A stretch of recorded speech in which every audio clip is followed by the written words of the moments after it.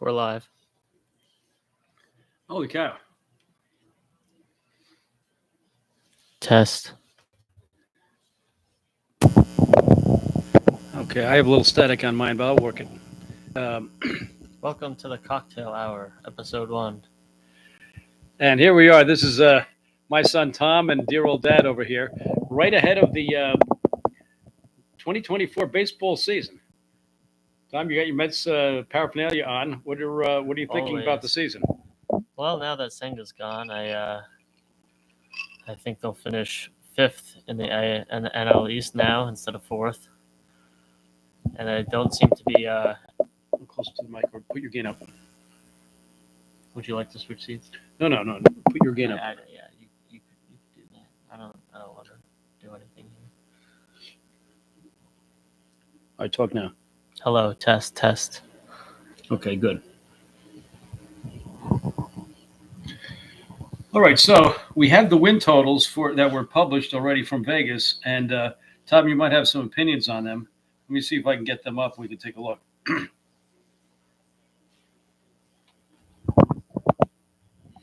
In the meantime, when do you hear about Senga? Is that May? No, I think he might be out until June or later. Oh, no. Yeah, apparently they were underplaying it a little bit. Oh, that's not good. All right. Well, without further ado, let's take a look here at the top win totals for both leagues. And the first one, it makes no surprise here. The Los Angeles Dodgers had 103.5 wins. Wow. What's your initial thoughts? That's a lot. Well, they pummeled the Padres yesterday in the first spring training game of the year. I think they scored 8 runs in the first inning. They probably can withstand more injuries than any other team. I mean, that's a heck of a lineup there. They're that deep? Well, you have Mookie Betts, Freddie Freeman, and who's that guy that they got from the Angels? Ohtani. That's a nice little murderer's row right there. The rich keep getting richer. The pitching staff doesn't look bad. Ohtani will not be pitching this year, though, right? No, he's only DHing. All right. But still, that's a deep team. And then when you're thinking about the wins, you have to think about what are the other teams in the division. Are they going to be trouncing the other teams? How are they going to fare? So it's always vis-a-vis the kind of teams you're going to be playing. Cheers, by the way, guys. Enjoy the weekend. Can we hear that microphone? My microphone? You're hearing the feedback? Yeah. You want to share that, Mike? Yeah, sure. Okay. That's why I was asking if you want to sit here. All right, slide over. Okay.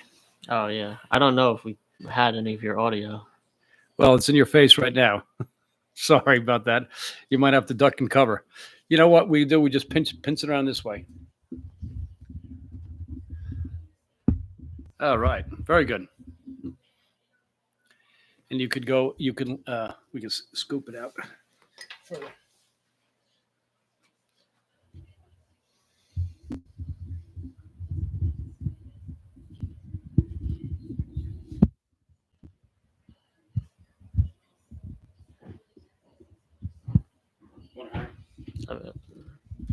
It's up to you.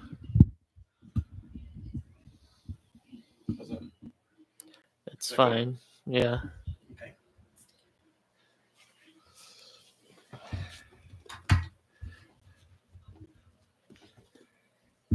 Okay, a little housekeeping over here to get our studio set up.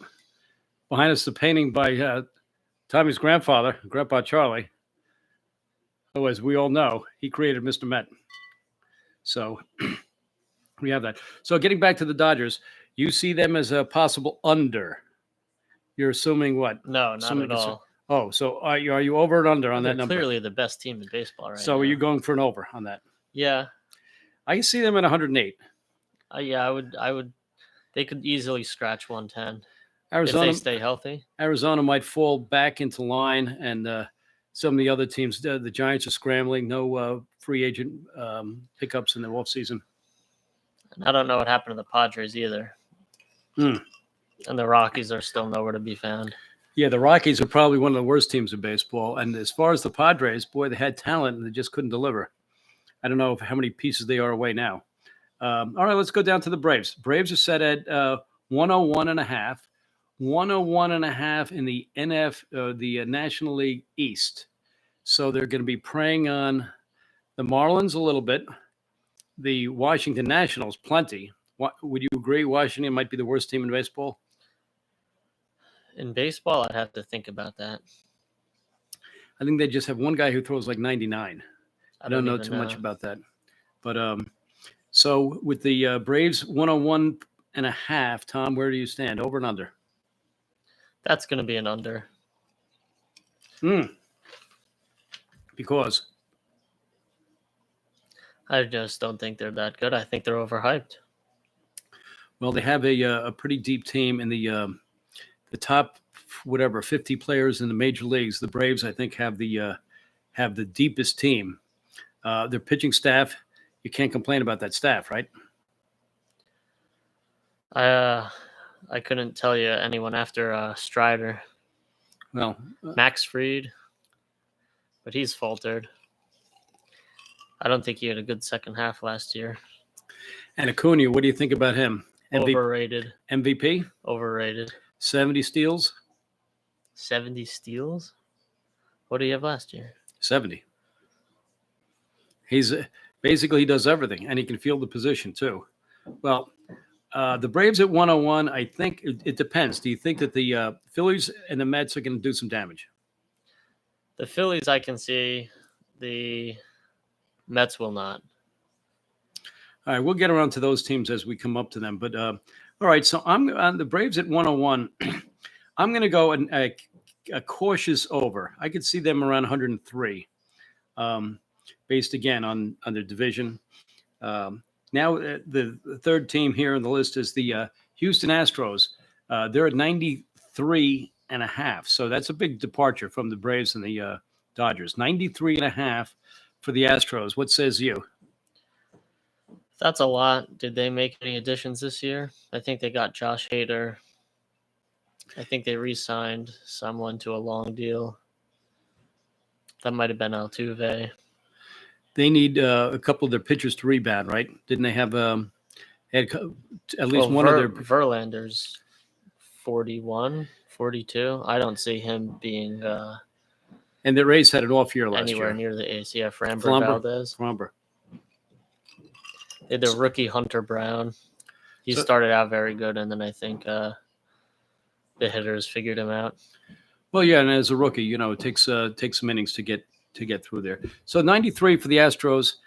Boy, that's a tough one for me. I might give it a slight over as well. And then we come to probably the team that's give us the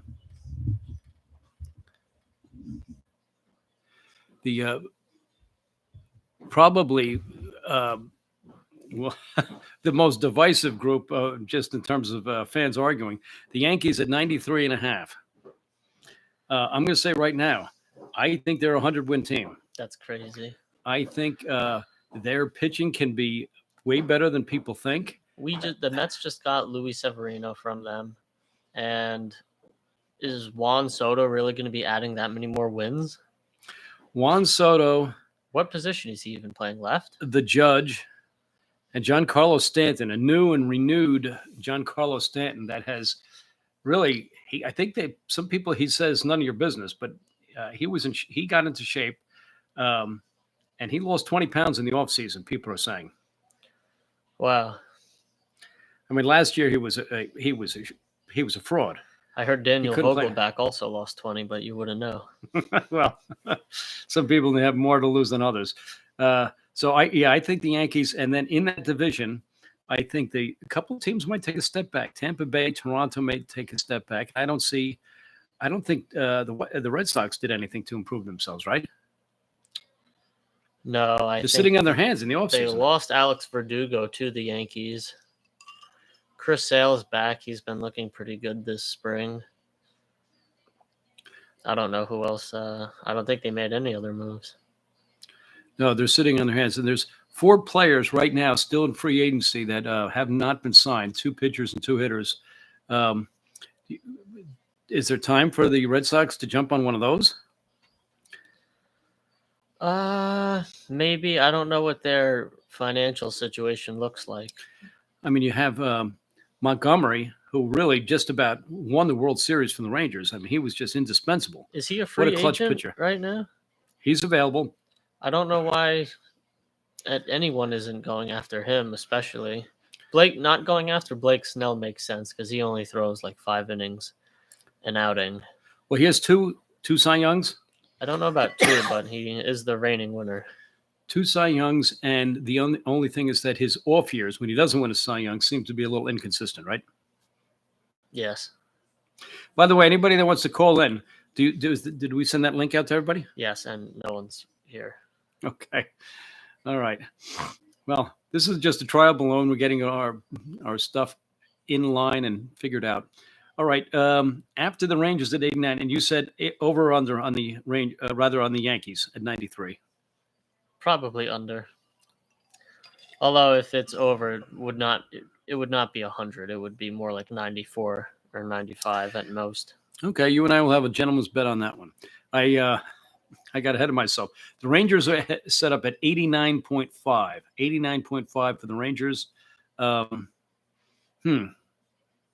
Reigning World Series champs. 89 probably a little low for them because I think they made additions this offseason, which is pretty crazy. And that division is outside of the Astros. Who else are they dealing with? Well, the Seattle? Yeah, the Mariners are kind of up and coming. The A's are still not good. And the Angels, I mean, we just have no idea. Yeah, the Angels are really sitting in slumberland right now. Okay, so Rangers at 89. Boy, I seem like an over guy. I've been over on all of these. I could see, though, as a World Series champ, to maybe take a step back. A lot of teams will be gunning for them, and there might be that regression to mean. Now you have the Phillies at 89.5. The Phillies, same division as the Braves. Did they make any additions this year? Not that I know of. I mean, to have 2 teams in a division getting 90 wins and 100 wins, that's kind of absurd. Well, that is. You're going to have to decide which team you think is walks the walk, and the other one that might just be talking the talk. But the Phillies also a strong starting staff, right? Well, Wheeler probably should have won the Cy last year. He's always good. Aronola, very nice. What do they have after that? Not sure, but they're a pretty well-rounded lineup, and they're pretty decent defensively. So Bryce Harper is now full-time first baseman, which I don't know what that means for their former first baseman. Who is that? Rhys Hoskins? He got hurt last year, and Bryce was coming back from injury, so it made sense for him to switch there. Bryce at first base also makes sense because he was getting injured constantly, usually running into the wall. He was one of those all-out guys who really, he gave 110% all the time, but playing dangerously in the outfield. So at first base, would he be extending his career? For sure. Okay. I mean, there are potential collisions at first base, but well, that is true. All right, now we have the Orioles set at 89.5. The Orioles were the story last year. They really came out of nowhere, and a lot of people thought their year might have been this year as opposed to last year. They got a little ahead of themselves. What do you see for them this year? They're a very young team. I think they still have a lot of room to grow. Very high ceiling over there. I'm going to take the over. Over on the Orioles at 89.5. I think they might take a step back because younger players, you might have different things. So they might not. There's a lot of they didn't develop into a consistency yet. It takes success over time to really get to that level. But there's no question at different times of the year they were the best team in baseball. They were certainly hot as a pistol at a few different points in the season. Now we have the Minnesota Twins. And I don't know anything about the Twins. Me either. I know they have Byron Buxton, but that's about it. Well, also a young team, a team that is beating up on a very bad division. I mean, 81 wins is average, right? That's a 500 year. Mm-hmm. You're telling me that all these teams, well, not all these teams, but the Twins are going to be 6 to 7 games over 500? When you look at it like that, that just doesn't sound right to me. Well, they're beating up on the White Sox, who still haven't turned the corner. Detroit had an interesting second half where they came to play. And then the Guardians, they're also an enigma. They have some very nice young talent there. All right, so with the Twins at 87, I think that's a little high for them because I think that some of those teams that they beat up on might be able to nip at their heels a little bit. Now we go to the Blue Jays. The Toronto Blue Jays at 87.5. And like you said in the NFC, the National League East, how many teams are going to be in that high level? We already have the Yankees, and now the Blue Jays at 87.5. And the Orioles, too, in the AL East. Exactly. So that's 3. So I mean, was the AL East the best division in baseball last year? It's possible. Yes. But again, regression to norm. Blue Jays, some team's not going to make it. It's either going to be the Yankees, the Orioles, or the Blue Jays are not going to make it. And then you can even say the Rays because the Rays are coming up too in this list. Oh, right. Wow. Well, I mean, just seeing all these high numbers, I'm wondering how bad are the under 500 teams going to be? Because if all these teams are this many games over 500, you got to think about, who they're beating.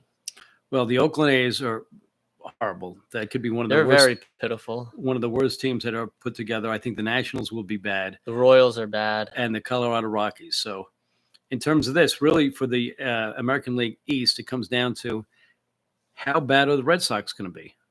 Are the Red Sox a 50-win team? And so far, they seem to not be interested in spending money getting their team any better. Who are the bats that are left? Is it Matt Chapman that's still a free agent? I believe he was one of the names thrown around.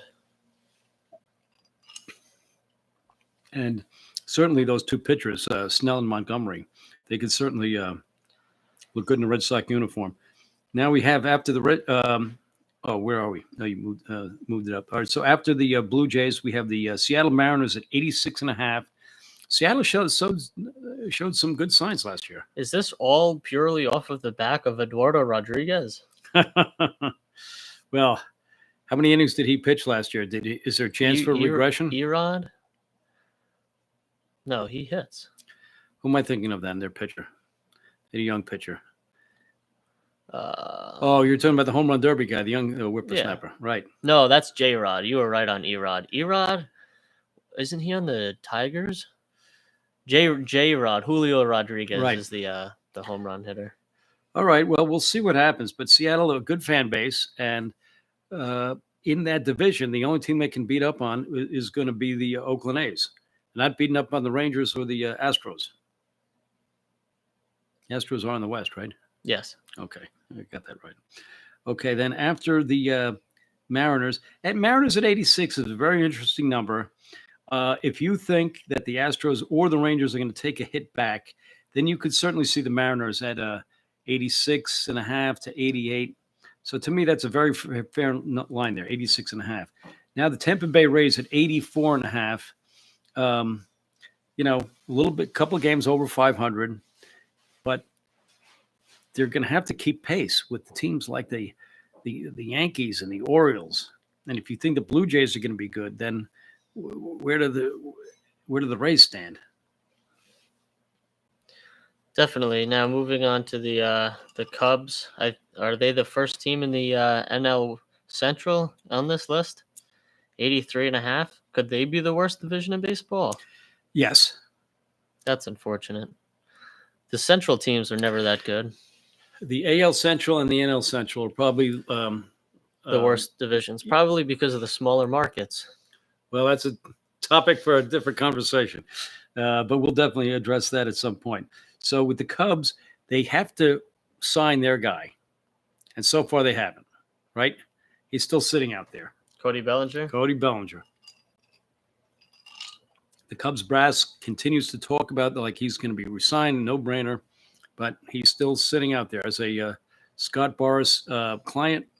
And Boras, what he likes to do is just raise and raise and raise the bar. And right now, he's just not.